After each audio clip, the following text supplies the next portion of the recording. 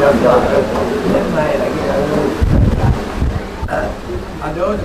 naik lagi, ada lagi.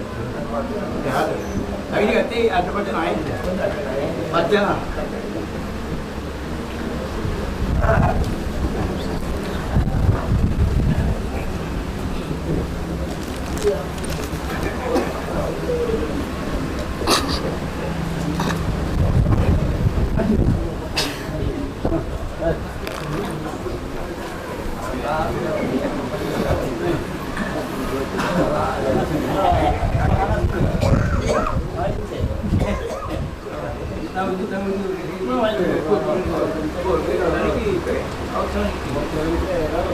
Kasih kalau mau ada perintah kasih kalau ada kasih.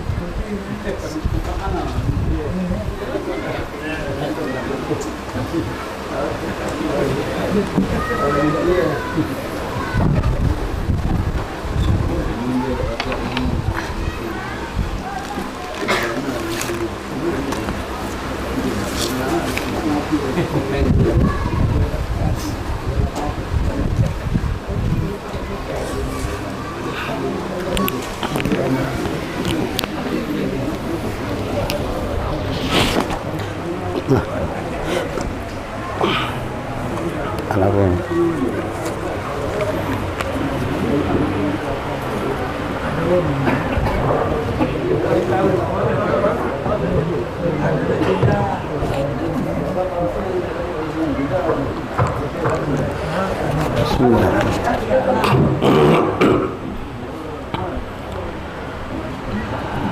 إلهي نسألك بالاسم الأعظم مصطفى فرج علينا. إلهي نسألك بالاسم الأعظم مصطفى فرج علينا. بسم الله مولانا ابتدينا ونحمده على نعمه فينا توسلنا به في كل أمر خلق رب العالمين.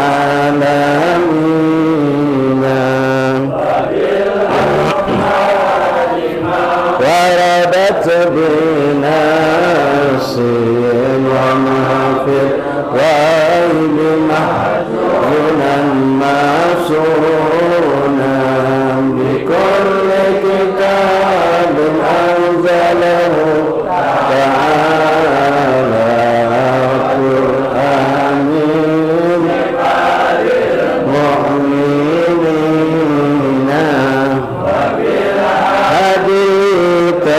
توسلنا ولذنا وكل الأنبياء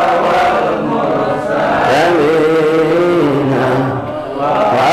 وعليهم مع الأصحاب جمعا توسلنا وكل التابعين بكل أملاك ندعو بما في غيبنا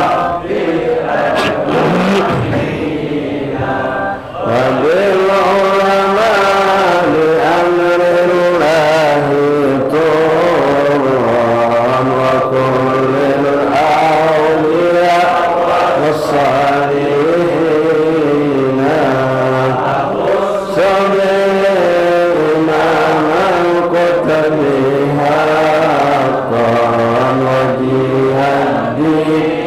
تاج العارفين في ربة التمكين مرقان وقد جمع الشريعة واليقين دار الصدق بها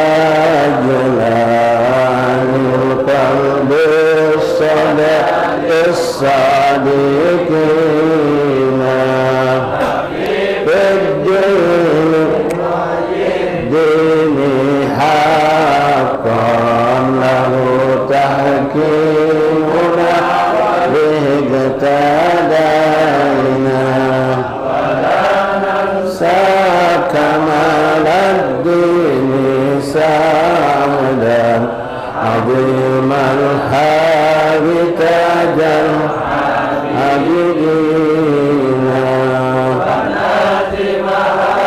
أبا بكر إماما هباه إلهه جاها مكينا ندعو إلى المولى تعالى بغفران يعم الحاضرين شامل ودوام سترين لكل المذنبين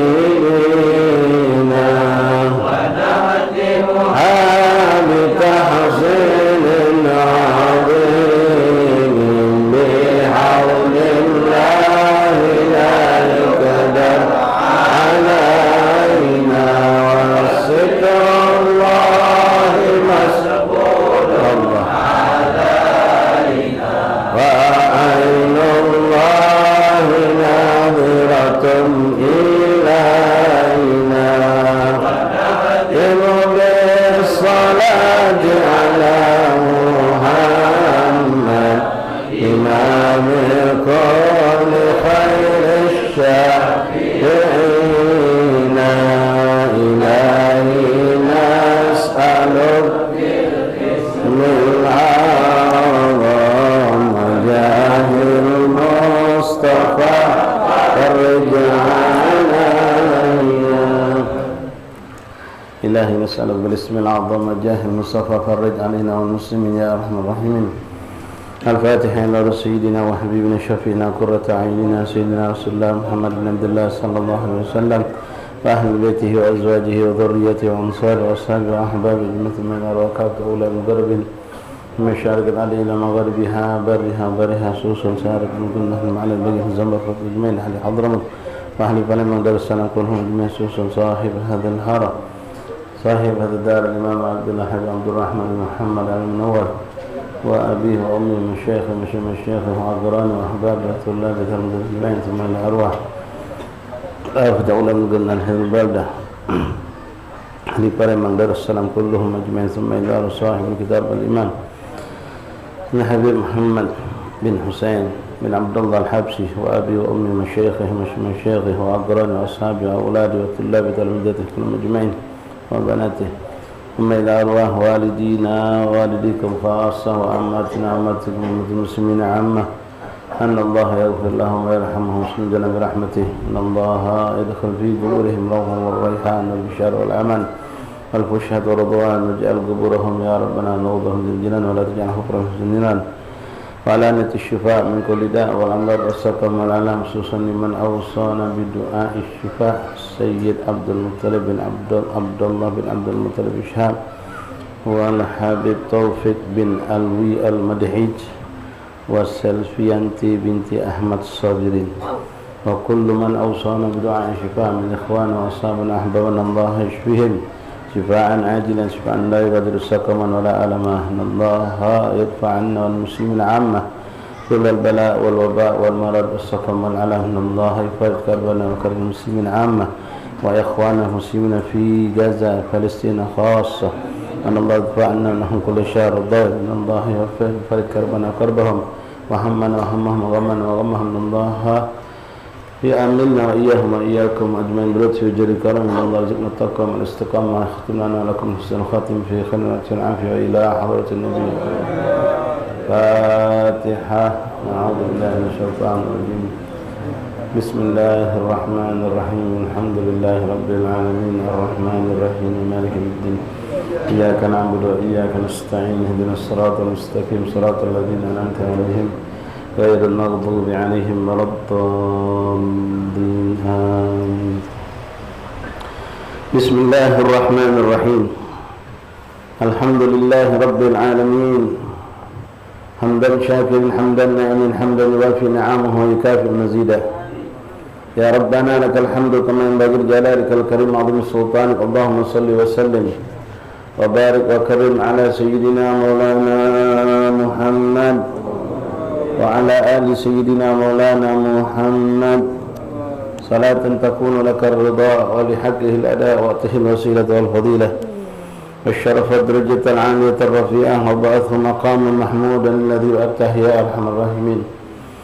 اللهم جملنا بالعافية السلامة، حققنا يا ربنا بالتقوى مع الاستقامة، وأعدنا من مجيبة الندامة يوم القيامة.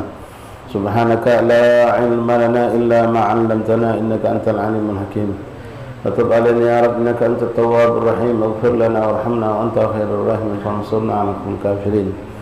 اللهم هذا منك بك وإليك ولا حول ولا قوة إلا بك. صلى الله على سيدنا محمد وآله وصحبه وسلم. الحمد لله رب العالمين.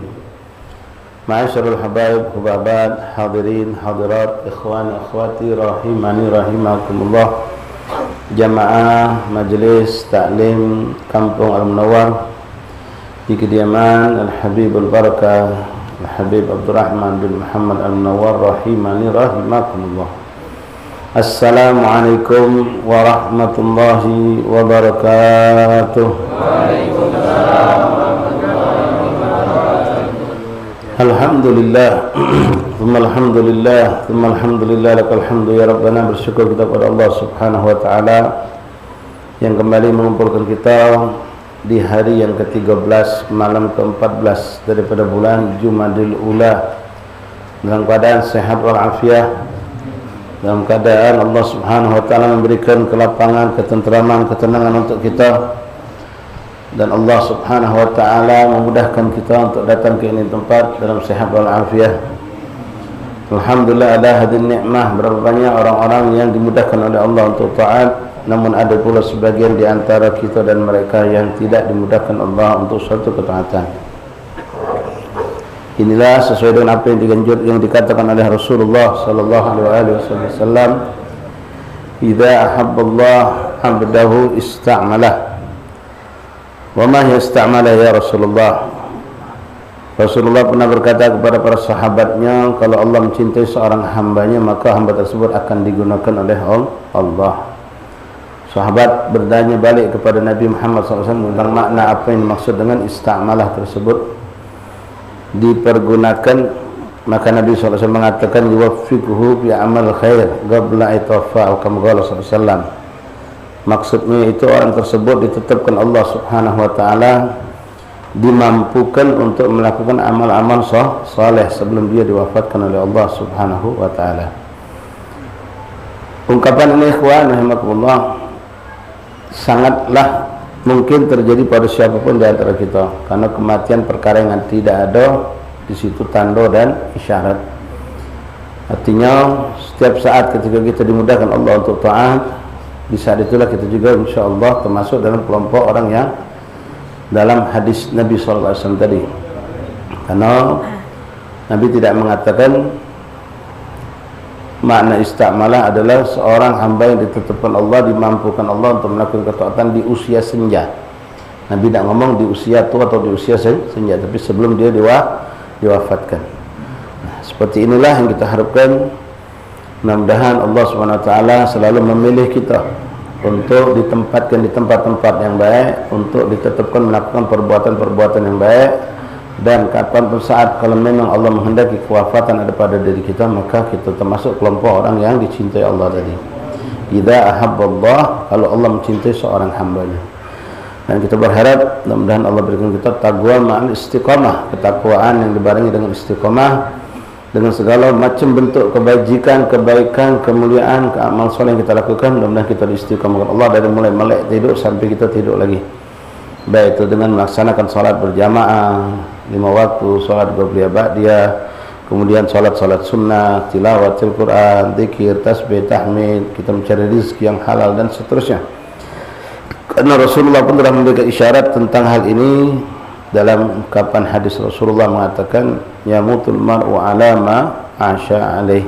Seorang itu akan diwafatkan Allah tergantung dengan kebiasaan hidupnya. Maka beruntunglah, dan kita berharap sambil terus bersangka baik dan berharap pada Allah, mudah-mudahan kita termasuk kelompok orang-orang yang memiliki kebiasaan baik dan diwafatkan Allah dengan kebaikan tersebut. Maka di sini saya mengajak diri saya sendiri, kita semua ikhwan rahimakumullah, ya sering-sering kita muhasabah. Sering-sering kita mengintrospeksi diri kita, mengukur, melihat keadaan kita dari semenjak balik dari tidur sampai tidur lagi. Di mana kita lebih banyak diletakkan oleh Allah, dengan amalan apa lebih banyak kita diberikan oleh Allah. Apakah sifatnya memang lebih banyak alhamdulillah diletakkan di tempat-tempat yang baik, dan begitu gampang pula kita masuk ke tempat baik tersebut.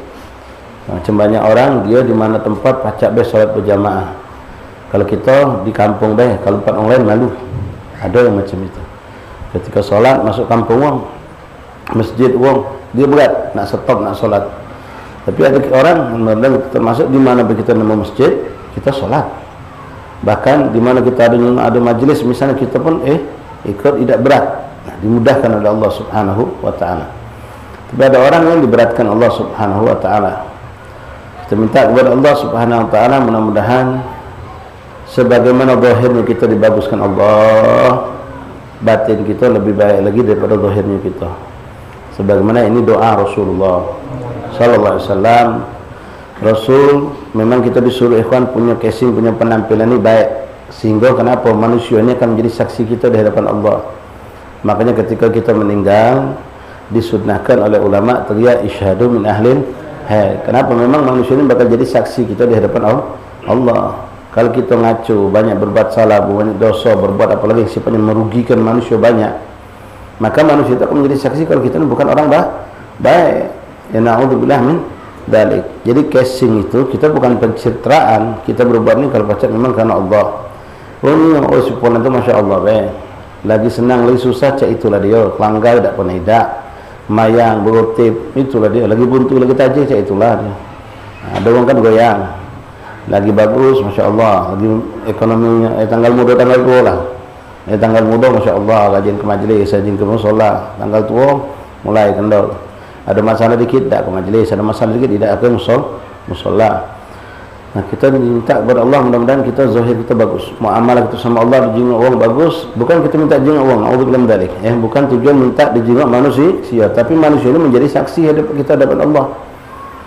Nah, maka di situ kita berbuat baik, minta kepada Allah karena Allah Subhanahu wa taala kita berbuat, dan silakan manusia menjadi saksi. Bukan berarti naudzubillah kita minta dijenguk oleh manusia, jangan salah ya. Kita berbuat ini apa adanya, muamalah dengan hablum minallah, bagaimana kita harus kita lakukan. Nah, di situ kita ada amal-amalan yang kita lakukan hanya Allah yang tahu. Macam tahajud kita di malam hari, ibadah salat kita di siang hari, di malam hari yang tidak nyengok. Atau ada muamalah yang tidak ada yang tahu kecuali hanya Allah Subhanahu wa taala atau orang-orang yang dekat sama kita di rumah saja yang tahu barangkali. Nah, cuma dalam keadaan zahir kita bermuamalah, bergaul, akhlak kita, sopan santun kita itu menjadi penilaian manusia. Yang mana kita lakukan itu semua ikhwanah makumullah karena Allah, dan Allah memang menyuruh itu. Rasulullah menyuruh kita berbuat baik kepada semua manusia. Maka kita menjalankan itu bukan karena minta dinilai oleh manusia.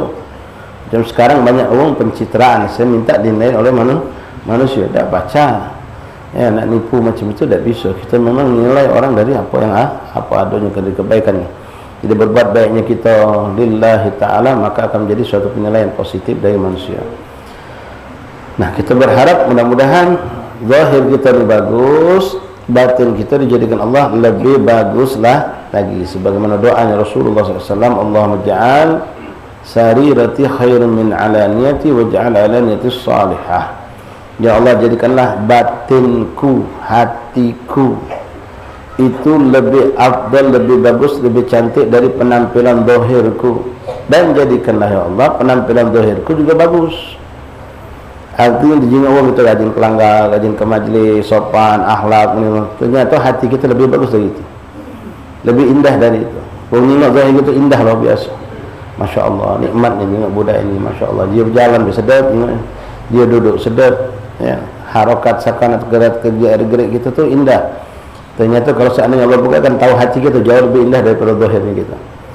Walaupun kebanyakan kita tidak seperti itu ya, kita banyak zahirnya kita fokus mengurusi zahir, penampilan kita bagus, gerak kita dalam ibadah, solat kita khusyuk, kejumaan uang, ngaji kita bagus ya, tapi batin kita buruk. Na'udzubillah min dzalik. Kita berharap mudah-mudahan apa yang muncul dari hati kita itu terapresiasi atau terwujudkan dengan keadaan zahirnya kita, karena Rasulullah mengatakan dalam hadis tentang hati manusia, inna fil jasadi mudghah. Di setiap jasad manusia itu ada segumpal segumpal daging, darah. Yang mana kalau dia baik maka baik gala seluruh jasadnya, dan kalau dia buruk gala seluruh jasadnya. Artinya baik gala apa? Kalau dia itu baik, hati ala wahyal galab, itu adalah hati kata Rasulullah. Kalau hati itu bagus maka bagus gala seluruh tubuhnya. Apa maksudnya? Ucapannya bagus, pandangannya bagus, telinganya bagus, mata tak tengok yang diharamkan Allah, telinga tak tengok yang diharamkan Allah, mulut tidak keluar dari kecuali yang diridhai Allah, tangan kaki pun tidak melakukan kecuali yang diridhai Allah, kaki pun tidak melakukan kecuali yang diridhai oleh Allah. Itu maksudnya kalau hati orang bagus. Jadi tak baca kita nak mengatakan kalau ada orang ngomong orang ini mulutnya masya Allah cepat-cepat riba nami malah juga loh ngati orang ada kalau dia. Tapi ada orang ngomong, oh dia tu cak itu tu zahirnya batin, hatinya bersih orang itu. Mana baca? Konsep ini dari Rasulullah. Rasul mengatakan kalau orang itu hatinya bagus, zahirnya bakal bagus. Konsepnya begitu. Jadi kalau orang ngomong macam Allah, ngomong kotor, kadang-kadang ngomong maksiat atau macam-macam lah gawe tak sedap. Kalau dia mengatakan sama kita dia tu cak itu tu zahirnya baik, batinnya bagus, itu bersih hatinya. Oh tidak baca. Ya, nak dikatakan seperti itu tidak bisa. Kita boleh husnuzan. Ya, kalau ada orang yang sebaliknya, dia berbuat baik, tingkah laku baik, ucapan baik, kita mengatakan oh ini masya Allah zahirnya baik, apalagi batinnya, boleh kita husnuzan macam itu. Ya, itu memang sesuatu yang kita dianjurkan. Allahumma ja'al sarirati khairin min alaniyati wa ja'al alaniyati salihah. Kita sudah jelaskan, sudah bahas panjang lebar di kitab Fathul Ilah tentang maksiat jawarih, maksiat anggota tubuh. Yang mana ketika anggota tubuh maksiat ini menunjukkan apa yang kata Rasulullah tadi, menunjukkan kalau hati kita tak bagus. Nah, kemarin disebutkan ada kurang lebih 7 maksiat anggota tubuh itu. Ya, maksiat mata, maksiat telinga, maksiat mulut, lidah, maksiat tangan, maksiat kaki, maksiat perut, maksiat kemaluan. Maksiat perut itu artinya dari makan minum yang halal dan haram. Maksiat kemaluan yang naudzubillah mengikuti syahwat, termasuk maksiat kemaluan di sini kadang-kadang bergabung juga dengan maksiat mata dan maksiat telinga. Ya, dengar apa yang diharamkan Allah sampai maksiatnya, syahwatnya naik, atau melihat sesuatu yang diharamkan Allah sehingga syahwatnya naik. Nah, itu semua sudah kita baca dan kita jelaskan dari apa yang dijelaskan oleh Habib Muhammad bin Husain bin Abdullah Al-Habsyi dalam kitab Fathul Ilah. Sekarang kita akan masuk kepada bab maksiat yang lebih mengerikan, dan kita berlindung kepada Allah jangan sampai kita melakukan hal seperti ini. Kenapa bab yang akan kita bahas sekarang ini maksiat sairil jasad, maksiat yang dikategorikan dilakukan oleh sekujur tubuh kita, bukan cuma matanya yang diharamkan Allah, maksiat mata. Telinga dengar riba, kita melak dengar, maksiat telinga. Dengar musik-musik, lagu-lagu yang diharamkan Allah, maksiat telinga. Lidah mengumpat, mencaci, menggibah, dusta dan seterusnya, maksiat lidah. Tangan melakukan hal-hal yang diharamkan Allah, merubah data, ngetik ini, nge-share gambar porno, nge-share berita hoax, segala macam, nulis hal-hal yang diharamkan Allah. Apa yang dilarang oleh lidah itu juga dilarang untuk kita lakukan dengan tangan, dengan tulisan. Ya, menghibah dengan tulisan, menamimah dengan tulisan, menfitnah dengan tulisan, sama hukumnya dengan maksiat lidah. Tangan, memukul, mengambil segala macam. Begitupun dengan kaki kita yang kita bawa ke tempat maksiat, kita gunakan untuk berbuat kejahatan dan seterusnya. Nah, itu semua maksiat sikok-sikok anggota badan. Boleh jadi mata bermaksiat, anggota badan lain tidak bermaksiat. Mulut bermaksiat, boleh jadi mata, telinga, kaki, tangan dan tidak bermaksiat. Tapi di sini yang akan kita bahas beberapa dan cukup banyak disebutkan oleh Habib Muhammad bin Husain bin Abdullah Al-Habsyi, abah daripada pengarang kitab Maulid Simtul Durar, tentang maksiat yang terkategori kalau kita melakukannya dosa kita terhitung sekujur tubuh kita bermaksiat kepada Allah. Bahkan ada yang terhitung sepanjang hidup kita bermaksiat kepada Allah, lagi hidup pun terhitung bermaksiat. Bahkan ulama mengatakan sedang ibadah pun dia termasuk sedang bermaksiat kepada Allah. Nah, ini mengerikan. Maksiat apa itu? Sekarang kita baca insya-Allah.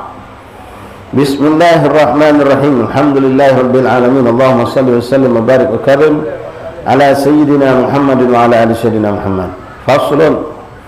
Qala ma'alib rahimahullah ta'ala wa nafa'ana fil infdarin amin faslun wa min ma'asil badan, dan di antara maksiat sekujur tubuh dari ujung kepala sampai ujung kaki terhitung bermaksiat pada Allah. Manusia ini dipandang oleh dengan mata dengan pandangan kemurkaan, kebencian. Dosa yang dilakukan oleh sekujur tubuh seluruh dari ujung rambut sampai ujung kaki dihitung bermaksiat kepada Allah, walaupun dia sedang melakukan ibadah, walaupun dia sedang tidur, walaupun dia sedang makan, sedang minum. Zahirnya dia tidak bermaksiat, tapi ini dia itu bermaksiat, bahkan termasuk dosa yang besar.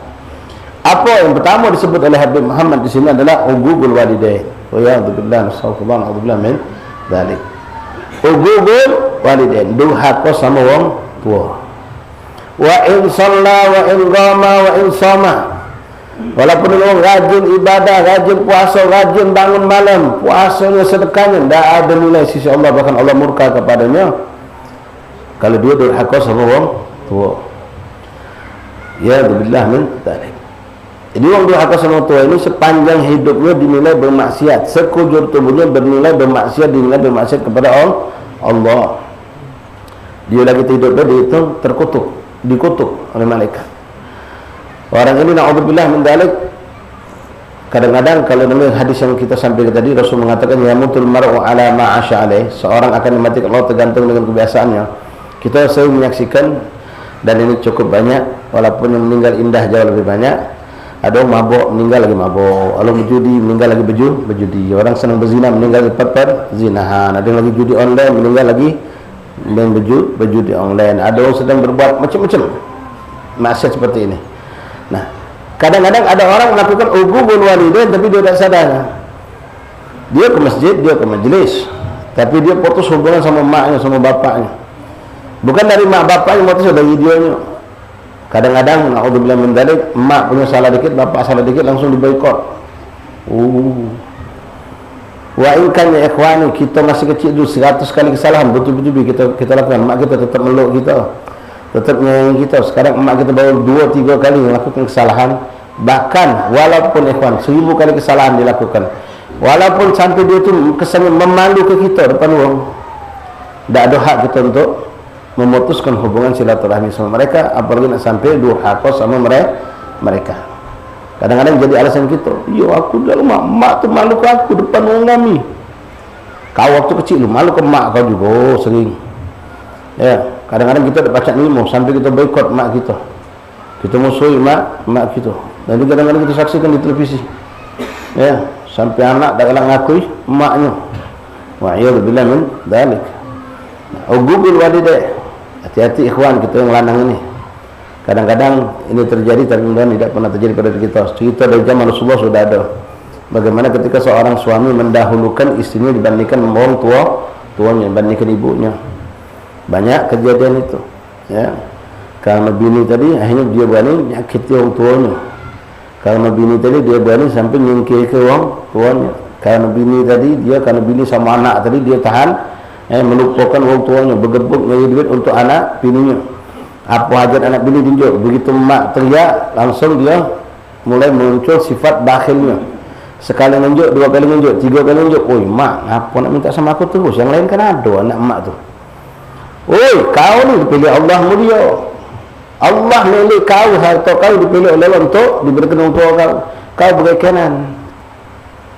Memang dia ada badai, ada nama badai. Betulan subhanallah, emak ni kalau berhajat nak sama dia tu lah. Dulu waktu masih bujang, Masya Allah, memang emak cinta sama dia karena dia dari dulu waktu masih bujang. Begitu sudah zuat, ketemu bini yang tak solehah, bukan yang mendorong dia untuk istiqomah dengan ketaatan orang tua tadi. Macam cerita yang kita ambil Alqamah tadi. Alqamah tetaplah beliau seorang yang mulia, sahabat Rasulullah, wafat husnul khatimah, mendapatkan maghrib kedudukan sebagai sahabat. Cuma ini Allah takdirkan cerita ini ada pada seorang sahabat tadi yang bernama Alqamah. Sebenarnya ada kejadian bukan hanya pada Alqamah saja, ya. Bagaimana gara-gara istri tadi dia sampai melukai hati orang tuanya. Dulu waktu kita masih bujangan, Masya Allah, pas sudah punya kawin mulai berubah, punya anak tambah lagi. Kadang-kadang diri kita nasihat, kita jadi tim penasehat. Ketika mak berkendak ini, kebetulan deh mak ngangkat telepon itu, kita ngangkat, bini kita di depan. Iya bu, ngapa bu? Mak kamu pacar dah kau coba beli ke holding baru buat rumah ni mak. Kita usaha lagi baru nak naik. Ya, dia ni laku juga dari 7 tahun semenjak abah kamu meninggal belum berhenti. Ya, insya-Allah. Tak meninggal. 2 minggu lagi nelpon lagi minta ganti kambal pula. Bini kita, "Oi, ngapa kau terus minta lebok kau tu? Kan dulu kau yang kata ada." Dulu lah itu kan ada. Ngapa nak kau terus itu? Kalau macam ni sah kau hidup kita. Kita ni punya anak juga nak diurusi. Bangsa laki tadi tu yang memang laki-laki yang soleh, bukan solehah. Kau diam lah, ini urusan aku sama ibu aku. Mumpung ibu aku masih ada, apa yang aku kebaik untuk aku, untuk kita galau-galau, bukan. Duit aku. Makanya duit kita lanang, jangan tino. Kadang-kadang tino jadi alasan. Duit aku. Kau diamlah. Biarlah aku. Mumpung ibu aku masih ada, aku nak nyenang hati dia. Kalau laki-laki yang soleh, tapi kalau yang solehah, iya kaget lah. Kayak aku ngomong ke sama ibu. Kaget lah. Menurut dia nasihat bini. Itu bukan nasihat. Itu ngajak na'udzubillah min dari hancur kita. Wahai kata ikhwan, durhaka sama orang tua. Ugugul walidah. Sebagaimana Rasul pun mengatakan di saat Jibril alaihissalam bertanya kepada Rasulullah tentang alamatus saah, tanda hari kiamat. Apa itu tanda hari kiamat? Banyak. Di antara dalam hadis Jibril itu disebutkan ada 2. Yang disebutkan Rasulullah cuma 2. Banyak tanda hari kiamat itu. Kita yang sekarang termasuk tanda hari kiamat. Apa itu? Intalida amatahu rabbatha. Kalau seorang hamba sahaya melahirkan majikannya. Kan ini hadis ada yang mengatakan itu bertanda bahwa di akhir zaman akan muncul lagi sistem perbudakan. Hingga akan muncul perbudakan ini di bumi ini, lalu adalah sebagian majikan tertarik dengan hamba sahayanya dikawininya sebagai seling. Sampailah melahirkan budak. Melahirkan seorang anak. Budak bahasa Palembang ya. Melahirkan seorang anak. Nah, anak ini anak majikan yang melahirkan hamba sahaya tadi. Itu. Namun yang lebih kuat pendapat ulama, maknanya bukan itu. Tapi maknanya adalah ketika munculnya akhir zaman nanti banyak anak memperbudak wong tua. Anak memperbudak wong tua. Disuruh, dimarahi, disentak dan seterusnya. Itu yang bakal terjadi. Sekarang sudah cukup banyak. La ilaha illallah. Ugugul walidain. Ngomong kalimat beda boleh, apalagi kalau kita sampai nak ngutu menyakit hati yang angkat suara. Allah hafadna. Ini bagaimana kita saksikan dalam kitab yang kita baca sempat di majelis waspada, bagaimana seorang anak itu berbakti dengan wong tuanya. Ketika wong tuanya ada di bawah, dia tak banyak ada di pucuk. Turun dia. Takut.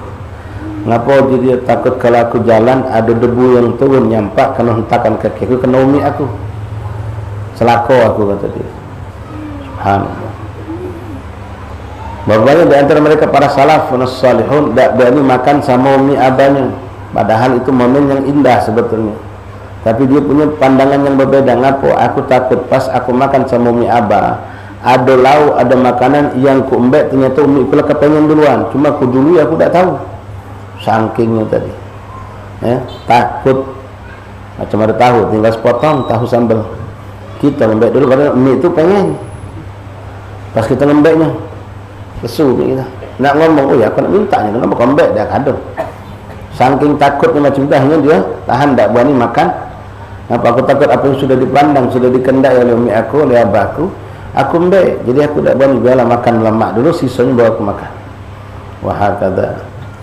La ilaha illallah Muhammad Rasulullah SAW. Ugugul walidain, durhaka sama orang tua. Ikhwan rahimakumullah, sekarang mungkin kita durhaka ni insya-Allah ya Rabb, insya-Allah ya Rabb tidak ya.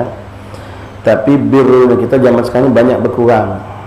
Banyak berkurang. Kebaikan kita kepada orang tua banyak berkurang. Nah, ini harus kita perhatikan. Ya. Hani'an lakum, beruntunglah antum yang masih hidup sama orang tua, yang masih serumah sama orang tua. Karena memandang wajah orang tua baik, nilainya ibadah seperti haji mabrur, makbul indallah. Maka nasihat kami untuk kita semua, dan ini sering kami sampaikan, janganlah berpikir untuk berpisah sama orang tua, pisah rumah, kecuali kalau memang sudah kondisi tidak mengizinkan lagi kita nak hidup serumah sama orang tua. Kalau masih kondisi itu nyaman, kita hidup sama umi, sama abah di rumah besar, kamar gaduh, kondusif, nyaman, maka teruslah hidup sama orang tua. Jangan kita temakan dengan omongan kawan kita, "Oi, kawan ni lah kahwin 4 tahun masih melok mak kau." Mandi je kita ni. Fikir ke anak kita kaget mak mano. Belilah rumah kata bejo, sekarang edit jadi. Ya, kadang-kadang temakan hal itu dengan ucapan mandiri. Kau juga si anu tu lah punya rumah dewek, si anu lah punya rumah dewek. Tahan kita tinggalkan baik kita cuma 2 anak. Abang itu cuma 2 baik sama adik kita. Tahan kita tinggalkan, adik kita ni masih kecil. Tak angin dan dalai lagi, siapa nak ngurus? Temakan omongan tadi. Bertahanlah, karena ibadah, keberadaan kita di rumah itu membuat mereka tenang, dah sudah jadi nilai plus buat kita. Memandang wajah mereka sudah nilai ibadah, apalagi menyenangkan mereka, apalagi nyampaikan hajat mereka. Nah, kadang-kadang temakan oleh yang cak tadi. Kecuali kalau kondisi tak mungkin ke, belik cuma 3. Kita sama adik kita sama-sama punya anak, punya bini. Kamar mandi sikok, orang rumah tu orang 15, kamar mandi sikok. Anak kita 4, anak dulu kita 3, tiap hari bercengkeran, bergocuan, beributan terus. Kadang-kadang kita pun nak masuk kamar mandi, orang 15 serumah, kamar mandi sikok. Dalam saat seperti itu bolehlah kita berfikir nak pindah. Tapi kalau pacak jangan jauh-jauh dari orang tua, biar kita lemak nyengal, tidak jadi alasan untuk tiap hari ngari orang tua. Kali ini pun kita fikirkan, ya, karena ibadah yang besar, keberadaan orang tua itu menjadi kunci pahala kita di hadapan Allah. Min ma'asil badan uququl walidain wa huwa ma yata'adzayani bihi wal firar min zahab. Itu apa yang mengganggu mereka, ya, jauhkan. Belum pacak menyenangkan hati orang tua, jangan menyakiti mereka. Belum pacak menyenangkan, jangan menyedihkan. Belum pacak memuliakan, membanggakan, jangan menghinakan mereka atau merendahkan mereka gara-gara kita di hadapan manusia. Kemudian termasuk maksiat sekujur badan, firar min zahab. Nah, ini mungkin tidak terjadi pada kita secara zahir, ya. Apa itu? Lari dari perperangan. Lari dari perperangan karena takut. Tidak boleh, ya. Kalau berperang kita kan musuh itu dalam syariat Islam tidak dicari, tapi kalau ada tidak lagi, ya, musuh itu tidak dicari. Ini musuh dan musuh perperangan orang kafir macam sekarang ini, ya. Ketika berperang ketemu musuh itu tidak boleh lagi, dan musuh tidak dicari. Itu Nabi yang ngomong, jangan kamu mencari musuh atau biar pengen ketemu perang, pengen berperang dengan musuh. Suatu kenikmatan kalau kita bisa tidak tanpa perang, kita sudah menang. Tapi ketika musuh itu dikirimkan Allah untuk berperang sama kita, maka jangan berlari, jangan berlari. Nah, apa yang kita saksikan saat ini di Palestina, jangan sangka buruk, jangan mengomentari keadaan. Ada sebagian, ya banyak sekali kita saksikan yang mengungsi di kalangan laki-laki yang ikut mengungsi. Jangan kita mengatakan, oh, lari ke diri, nyari selamat, tidak melok berperang. Yang tidak tahu alasan mereka tak apa. Ya, kalau mereka biarkan anak istri mereka sama mereka yang tua mengungsi, siapa nak jaga mereka? Ya, berhusnuzonlah kita kepada mereka itu. Dan kalau tak pacak, diam, jangan berkomentar apa-apa, ya, dan mengatakan mereka itu lagi dari perperangan. Ya, semua ada aturan dalam syariat Islam. Boleh jadi ada hal-hal yang menyebabkan mereka harus seperti itu. Wal firar min az-zahab, dan lari dari perperangan. Wa tsalis, ini mengerikan, qati'atur rahim, memutuskan silaturahmi. Nah, ini yang lebih mengerikan lagi. Kadang-kadang ada pada diri kita, semayang rajin, ibadah rajin, tegak duduk, solat siam, siang diam, malam dia tahajud, siang dia puasa, tapi qati' rahim lam yataqabbalallahu du'a'ahu wala salatahu wala siyamahu wala qiyamahu. Allah tidak terima semua amal ibadahnya, sama dengan uququl walidain tadi. Rasulullah SAW mengatakan dalam sebuah hadisnya, la tarfa'us salat thalathatun la tarfa'us salatum illa fawqa shibr. Ada 3 kelompok manusia yang salat mereka tidak terangkat kecuali cuma sejengkal. Tak terangkat, cuma sejengkal salat mereka, tak diterima oleh Allah. Siapa? Rajulani mutakhasiman, dua orang yang musuh-musuhan.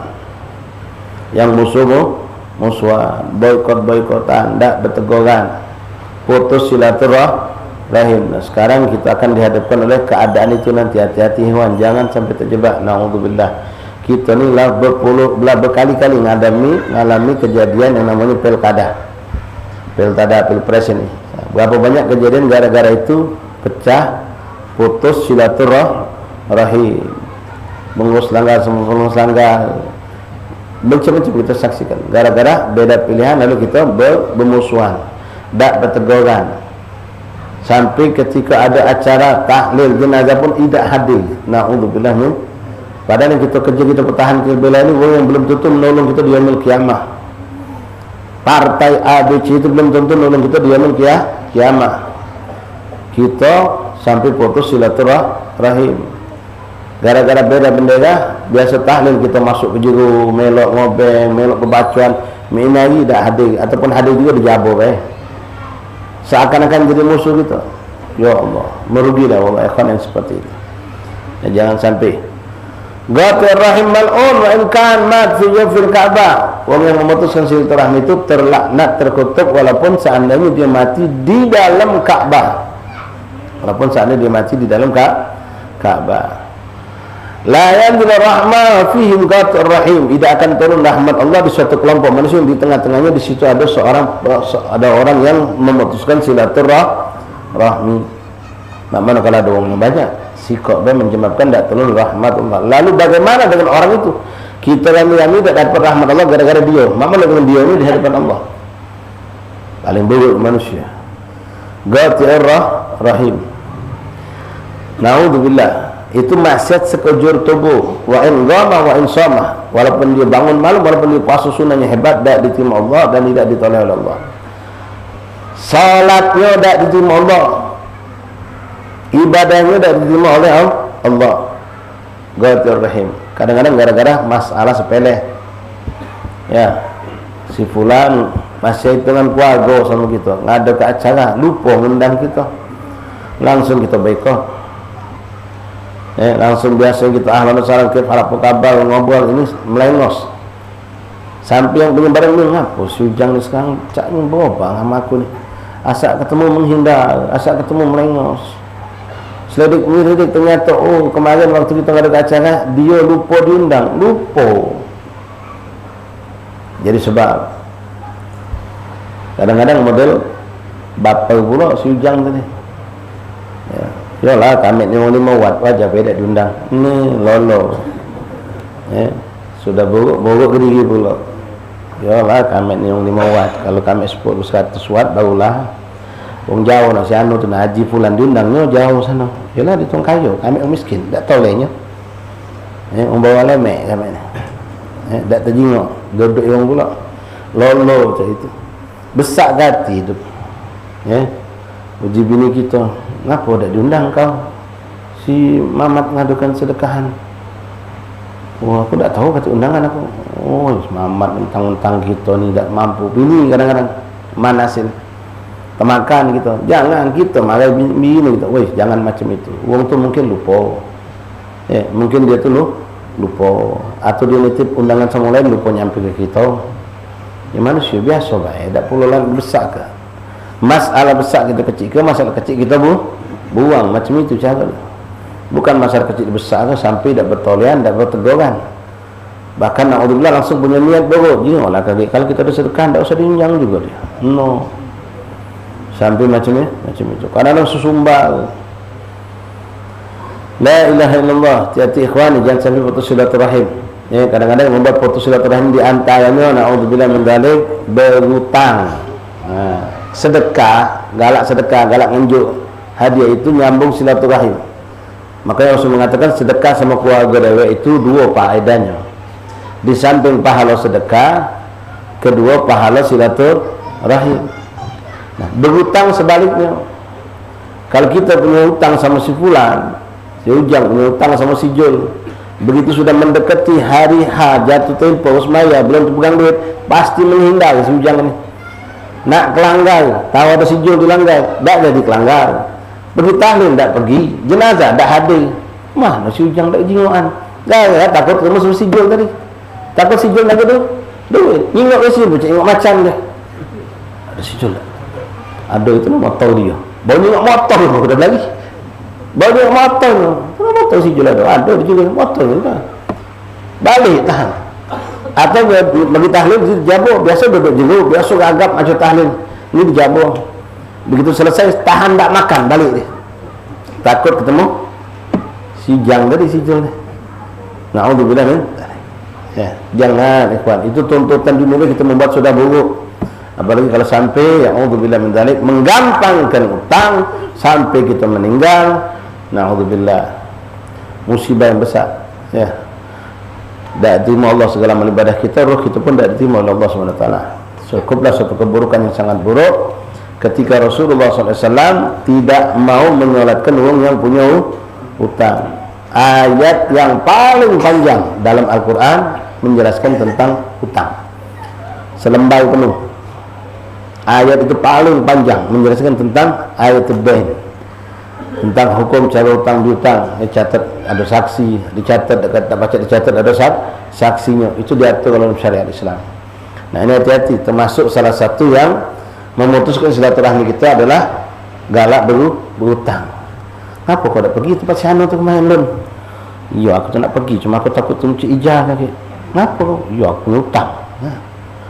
Punya hutang. Coba kata hutang, wabah nikmat, jalan ke mana bebas, ada tahlil mana pergi, ada kolam mana pergi, bebas. Begitu punya hutang, apalagi sama tinggi ke orang. Nah, sudah sempit dunia. Sempit dunia. Nak mentu juga dulu kanan kiri. Apalagi hutang sama kampung dewek. Nah, mentu pagi buta balik dalam lagi. Takut ketemu. Na'udzubillah. Antum masih ingat cerita di Kota Tarim. Ada seorang saleh, Masya Allah, katakanlah namanya Abu Bakar. Syekh Abu Bakar ni, Habib ini, Sayyid ini, Masya Allah, wongnya ahli karam, wongnya tajir, kaya, baik hati. Kalau berhajat kadang linjuk, kalau dia tak pacak linjuk, wong berhutang dipinjaminya. Sampailah Syekh ini panjang umur, dia panjang Allah umur, tapi dia dapat suatu kekurangan. Semakin senja kena katarak, buta matanya, tak pacak lagi ni nengok. Jadi tetap dia kalau pacak sedekah. Sampailah setiap sore dia duduklah di depan rumahnya. Kalau sore hari duduk depan rumahnya, berani, walaupun tak acak nengok sudah duduk. Adik kalau ada orang lewat mengucap salam sana, Assalamualaikum ya Abu Bakar, ada panggilannya Aba Fulan. Waalaikumsalam. Menentih Fulan. Khabar khabar? Siapa kau ni? Fulan. Apa khabar kau? Apa kamu? Tegur siapa? Kadang kalau ada orang lewat dia nului, Assalamualaikum. Waalaikumsalam. Siapa kamu ni? Mungkin memang bergaul, Masya Allah. Pas suatu saat dia lagi duduk, ada orang lewat tu kedengaran suara tu, dipelan ke jalan tadi tu. Sengaja Habib Abu Bakar diam deh. Sampai orang tu lewat kan depannya, sudah lewat. Walad, boleh ladap ente. Budak, pengajar kan lewat tidak ucap salam. Dia sengaja tak ucap salam, nak nunggu budak ni ucap salam, datang jalan dengan botol, terlambat depan dia pelan. Sudah lewat, tidak ucap salam, tegurnya, walad, boleh ladap ente. Pengajar kau, lewat tak ucap salam, aku masih hidup. Siapa kau? Takutan tak dia diam. Siapa kau sini kau? Marahlah, siapa kau ni? Apa kau mau kau? Tak ucap salam, tak tegur siapa. Hanya budak tadi ngomong. Jadi bahasa kena anak awat ya Habib. Awat benar. Awat bin Said misalnya.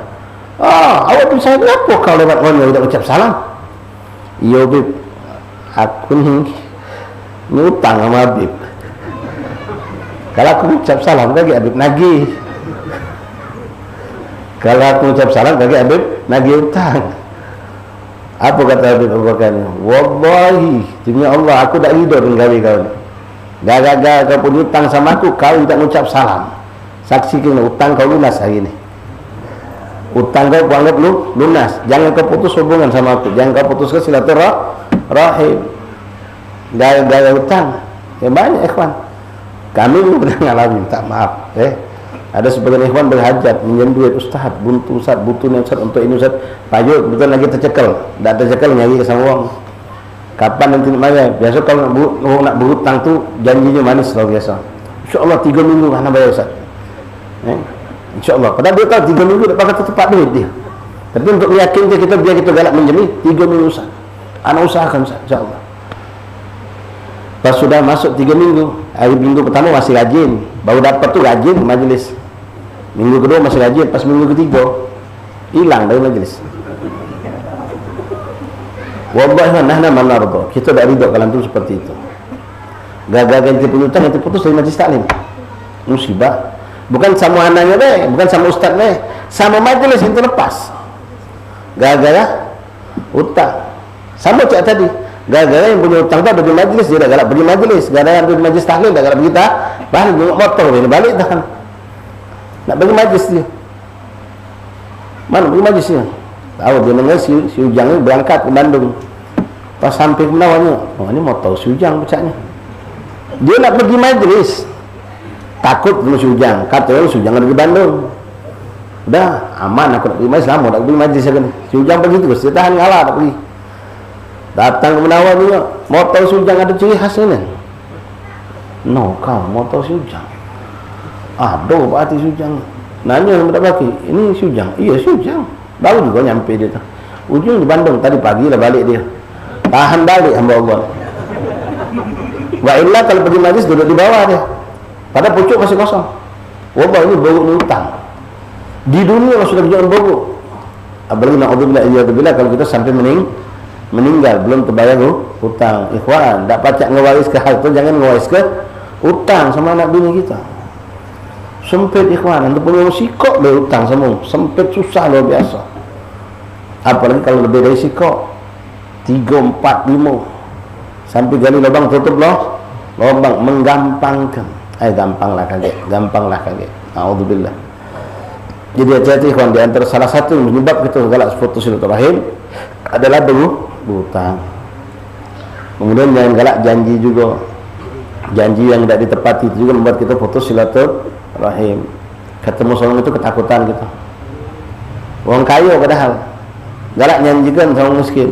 Orang miskin datang ke toko dan minta dia sudah kaget. Dia suruh nanti ke rumah nak. Gebek di rumah. Datang untuk suri. Dia tidak mentu. Tidak ditemuinya. Janjinya lah sudah kaget besok berhenti kaget ketemu mana di sana balik. Janji. Akhirnya orang ini setiap ada orang ini dia tak boleh datang. Kenapa? Takut ditagih janji. Alhamdulillah. Nah, hati-hati ikhwan dengan kata rahim. Allah ya anak tolong ingat kita semua jangan sampai nanti tak lama lagi musim pilkada pilpres ini kita sampai terputus silaturahmi. Silakan ikhwan, kalau pacak istilah misalnya kita majlis duduk pakai baju kampanye kalau 1, 2, 3 ada kalau duduk di sini jatuh lagi. Makan bareng, dia nak sakit hati sama kita. Dia tak kepengen kita ni pecah belah. Iya, dia tak bakal senang ketika misalnya duduk kita bareng. Ente ngobrol akab, ente bagi baju nomor 1, ini nomor 2, nomor 3 ngobrol akab foto bareng. Malah galak dia. Dia pengen ente tak boleh bergabung sama orang lain. Kalau ente bergabung, contohnya misalnya kita sebagai orang tua, kita perlu ke nomor 4, anak kita perlu nomor 5, bini kita nomor, anak kita sekali lagi nomor 6, bantu kita nomor 4, nomor 7 kata dah. Tak usah pakai 1, 2, 3 singgung. Anak tak pakai 1, 2, 3 kaget singgung. 4, 5, 6. Kita perlu nomor 4. Anak kita nomor 6, bantu kita nomor 4, nomor 5, nomor 6. Uji yang nomor 4. Misal jadi ketuanya pasal coba mat kata anak kau semantu kau tu tariklah ke kita, kenapa nak mereka termisah dari kita? Sebenarnya kita bermusuh sama anak kita. Mantu kau tu ada dia tu beda sama kau. Ada kamu semua pacak beda-beda. Kan mantu kau sama anak kau malah ke kau. Ini kita mulai. Kalau ini tadi apalagi dia ada sontekan dana ke kita. Kita paksa ke anak kita untuk melok ke kita. Kita paksa ke mantu kita untuk melok ke kita. Akhirnya terjadilah mantu jangan balik ke rumah, anak kita tidur langgar. Na'udzubillah. Hati-hati. Cukuplah kejadian yang lama. Gara-gara ngetes mic, ibu jadian pada sini lah, tidak jauh, sebangun sini. Bulan Maulid.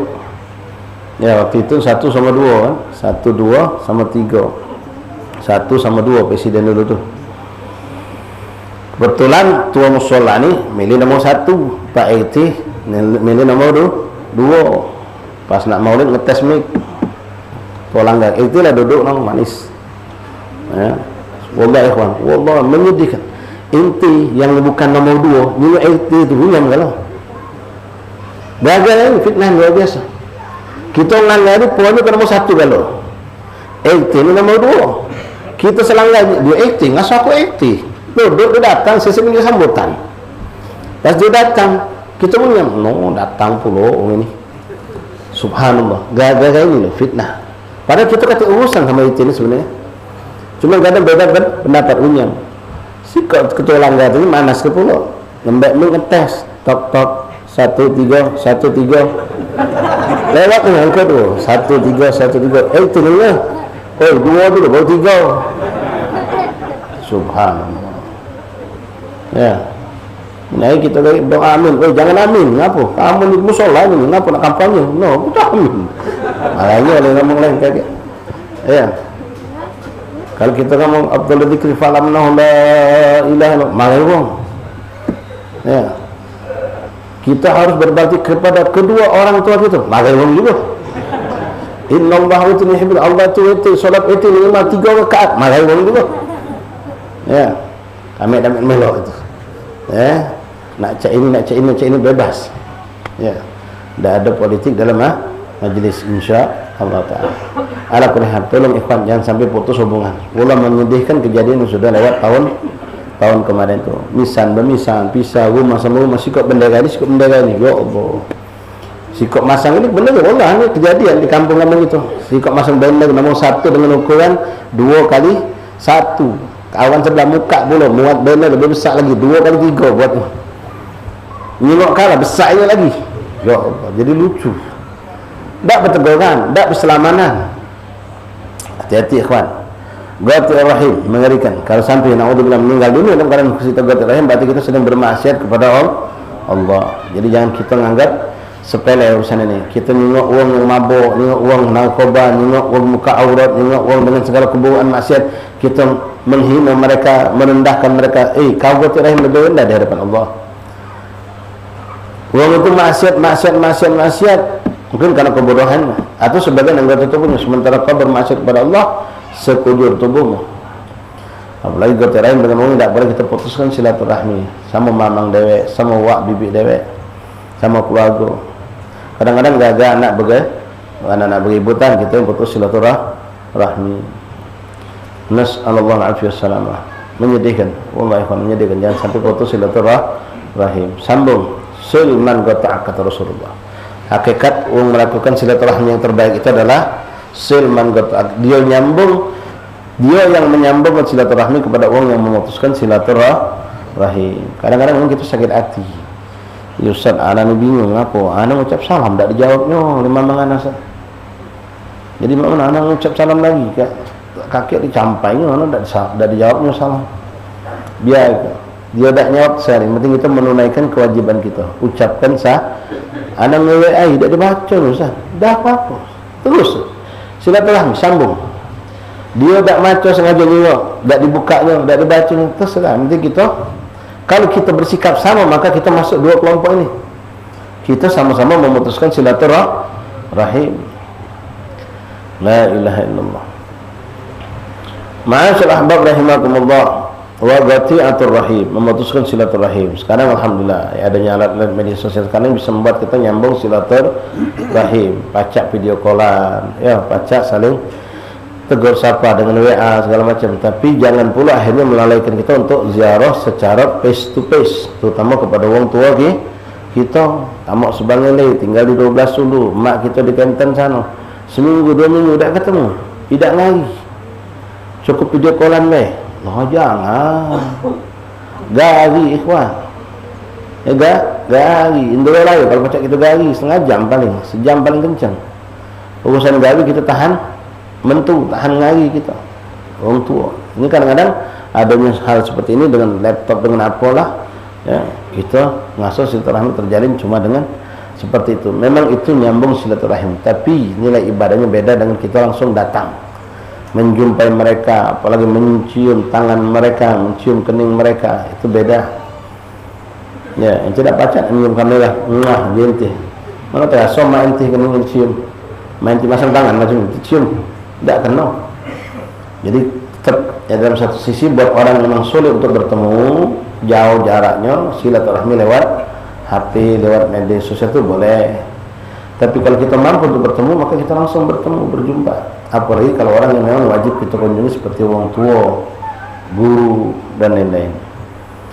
Wal ida'il jar walau kafiran lahu amalun ada zahiran. Termasuk dosa sekujur tubuh kalau kita mengganggu tetangga. Na'udzubillah min dzalik. Walaupun kafir, tetangga tidak boleh dijahati.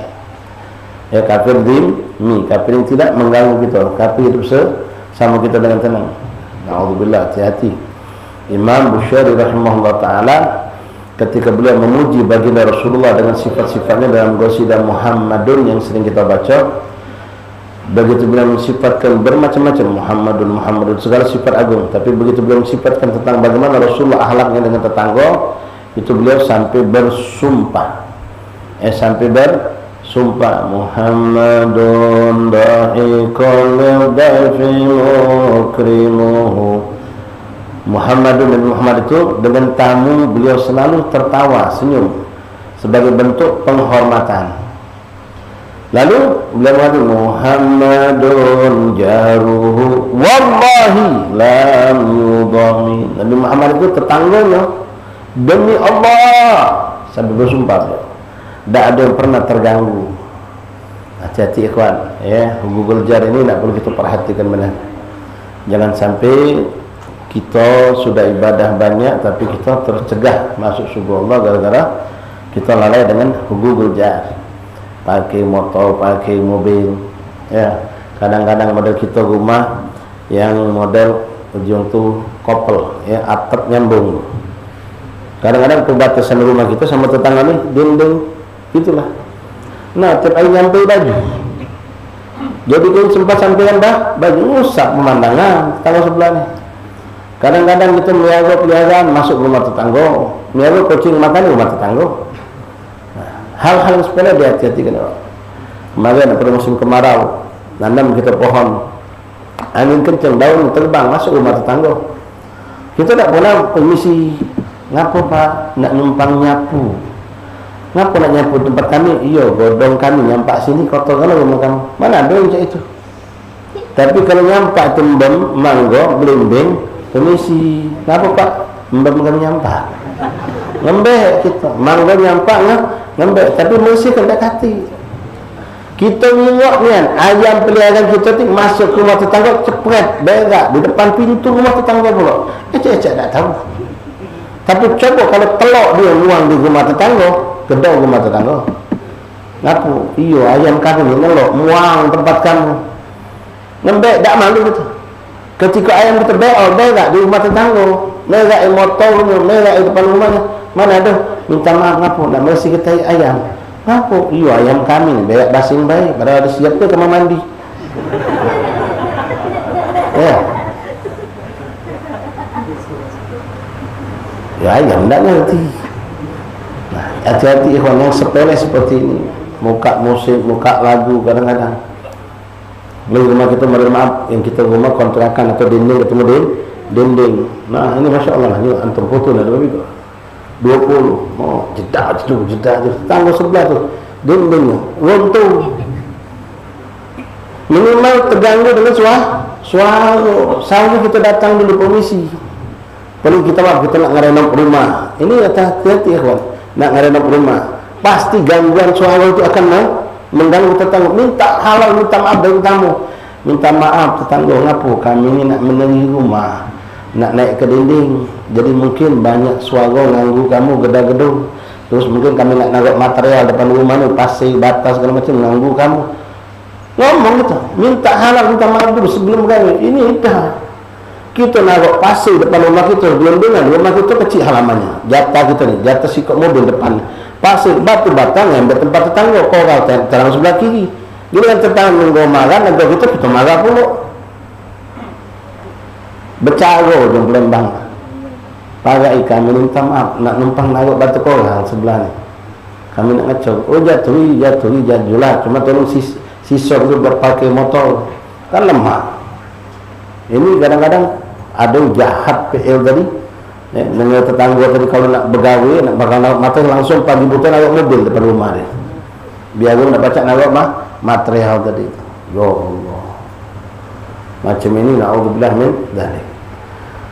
Rasulullah SAW saking sering diingatkan oleh Jibril alaihissalam tentang masalah tetangga sampai Rasul mengatakan begitu seringnya tetangga itu diingatkan oleh Allah kepada aku tentang urusan hak tetangga sampai aku nyangka tetangga ini mungkin bakal dapat warisan juga.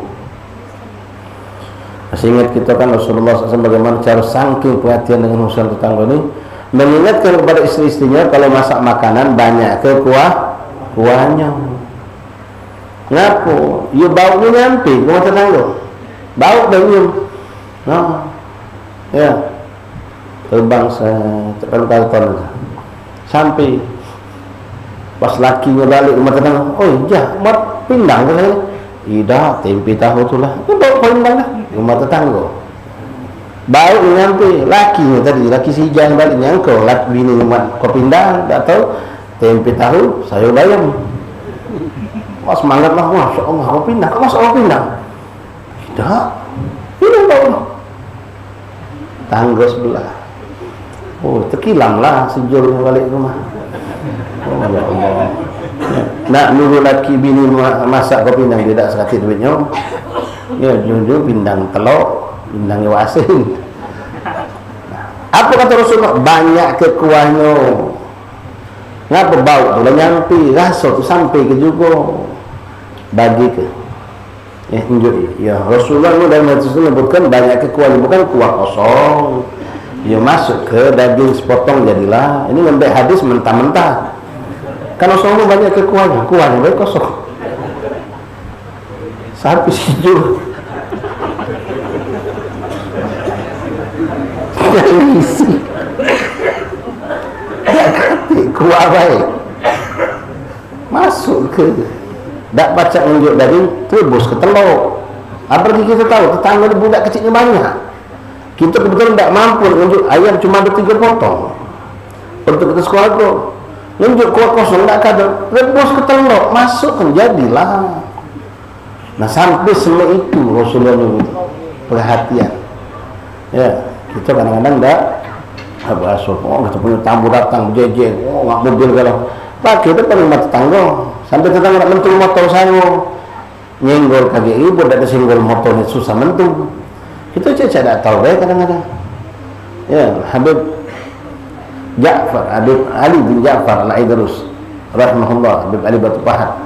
Mungkin cerita sering kami angkat bagaimana beliau begitu hebat perhatian dengan tetangga. Ketika beliau pernah dikunjungi oleh Habib Umar bin Muhammad bin Salim bin Hafidh. Habib Umar datang dari Johor mengunjungi beliau di Batu Pahat itu. Habib Umar berkunjung Habib Ali, bayang kelantur wali besar sama wali besar. Ramai yang melok bermobil-mobil. Karena orang nak ketemu Habib Ali Batu Pahat itu tak gampang. Habib Ali tak gampang menerima tamu. Jadi pas Habib Umar datang, melok ramai mobil. Sampai pas mobil tadi sudah sampai berjejer, mungkin belasan atau mungkin lebih dari 20 mobil panjangan tadi. Melok kalau mau kayu-kayu tadi itu dengan mobil dengan segala macam. Selesai Habib Umar lah balik, mereka lah bubar balik kalau Habib Ali mentu dari rumah. Garinya tetangga dari sikok ke sikok. Kenapa nak minta maaf? Barangkali tadi tamu anak pakai depan rumah kamu, nganggu kamu. Sallallahu alaihi wasallam. Kita tidak, kita lantai tengah ada acara pakai sepanjang lidah. Mana pernah kita ngari tetangga minta maaf. Barangkali tadi pakai mobil nyempit ke jalan kamu, susah kamu mentu, mana ada. Nah, termasuk juga nih yang apa, rangkaian-rangkaian bunga-bunga ini. Katib manfaat itu, katib faedah, natang ke dosa lagi ada. Sampai nak mentu susah, mobil sosial kadang dia mobil lain lagi. Mending duit itu sedang dah 300.000 sikok itu. Kalau yang belagak baca sampai 1 juta, unjuk ke sebelum musibah duit. Lebih afdol. Oh, buat rangkaian apa? Ya, apa nama istilahnya? Karangan bunga itu. Oh, buat banyak panjang sepanjang jalan sampai kita nak pakai mobil bingung, pakai motor bingung. Yang buka tokonya ketutup. Kira-kira Allahu a'lam. Mayit ini nak kena dosa tak? Kalau sampai orang kampung jalan ini nutup kan. Yang jelas tidak menggembirakan mayit. Cuma buat kebanggaan kita baik dari bapak fulan, dari kantor fulan, dari sekolah fulan. Apa faedahnya? Pikirlah. Coba jadi kedua, duit itu sumbangkan untuk keluarga almarhum, itu lebih afdal. Oh, berjejer sepanjang jalan, sepanjang tidak kita nih kebingungan nak bagi motor, pacak motor, jualan, mau nak jualan susah. Ya. Subhanallah. Hati-hati ikhwan, ini berhubungan dengan hukum jiran. Insyaallah kita lanjut lagi pada Senin yang akan datang biidznillah subhanahu wa ta'ala. Untuk petang ini kita cukupkan sampai di sini. Mudah-mudahan Allah panjang sehat afiat. Kita ketemu lagi pada Senin yang akan datang. Masalah bab saya sampaikan untuk majelis di Lawang Kidul malam hari ini. Majelis kami pindahkan ke gedung Maula Inat Sepolele karena di situ ada tamu dari Hadramut, cicit daripada pengarang kitab ini, bukan cicit lagi, sudah piut mungkin ya, dari Sewun, Habib Muhammad bin Abdul Qadir bin Ali bin Alwi bin Ali Al-Habsyi akan mengadakan majelis di majelis Wudul Kabir ya, asuhan guru kita Ustaz Alwi bin Syekh Abu Bakar. Majelis terbuka untuk umum ya, untuk min ahadi jatuh ba'dal maghrib ya. Habib Muhammad semalam beliau mengisi di majelis Ahlul Kisah. Nah, malam ini maghrib di situ insyaallah. Pada isya mungkin sekitar jam 8-an di masjid apa Darul Arifin apa yang di Tangga Takat, itu pada isya nanti. Jadi malam ini maghrib majelis Lawang Kidul kita pindahkan ke Sepolele. Tidak ada majelis di Lawang Kidul. Yang biasa ada jatuhi pindah ke situ tempat, atau kalau antum ada kegiatan yang positif lainnya silahkan isi dengan kegiatan yang positif. Wallahu a'lam bis-shawab. Bismillahirrahmanirrahim. Alhamdulillahi rabbil alamin. Allahumma salli wa sallim ala sayyidina Muhammadin wa ala ali sayyidina Muhammad. Ya Rabbana ya Rabbana unsur lana juyushana ayyidhum biquwatin ala al-yahudin tadun ya Allah ya Rabbi dammir al-yahud nakithina lil-uhud warsil azaban daima وَأَطِبَّ الْأُمُورِ يَا اللَّهِ يَا رَبَّنَا بِالْمُصْطَفَى أهل الوفا فرد بهم كروبنا وارحم جميع المسلمين وبآله المرتضى إلهي بالرضا وبخديجة الكبرى ارحم من يا الله وبفاطمة بنت الرسول جت يا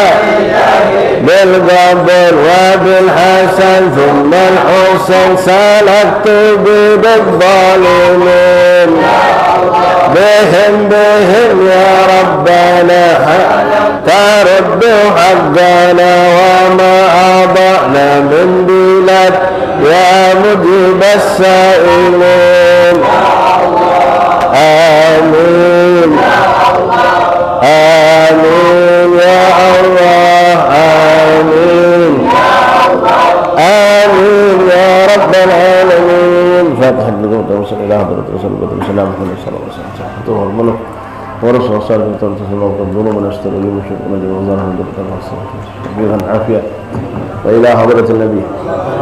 فاتحة. الحمد لله.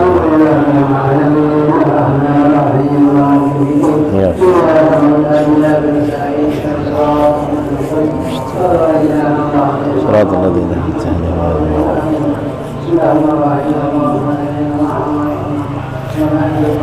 آمين يا من آمين يا الله يا رحيم آمين. تقبل الله منكم. تقبل